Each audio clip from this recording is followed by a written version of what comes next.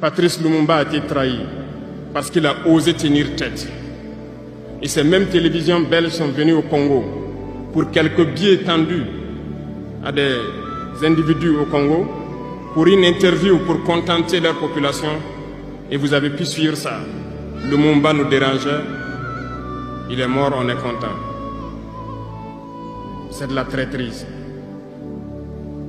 Beaucoup d'autres héros sont tombés pour que nous soyons là aujourd'hui. Et c'est une technique de l'impérialisme de faire peur aux autres en menant des actions pour réellement créer la terreur. Ça n'a pas commencé aujourd'hui. Je vous prendrai l'exemple d'un guerrier qui s'est battu, Victor Biakaboda.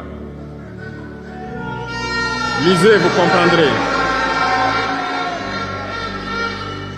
Il est issu d'une famille de chefs, pas de la chefferie donnée par le colon. Il était un enfant digne. Il a fait ses études au Sénégal.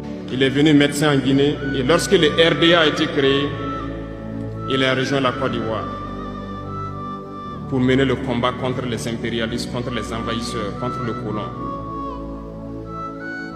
Il a essayé d'organiser la société ivoirienne. Partout, les gens ont commencé à porter la voix.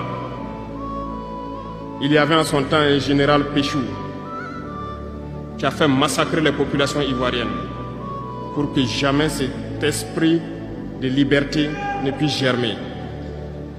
Il a continué son combat aux côtés de Félix Houphouët-Boigny. Ils ont lutté, mais le plus virulent était Victor Biakaboda. Il représentait une menace pour les impérialistes. Qu'ont-ils fait?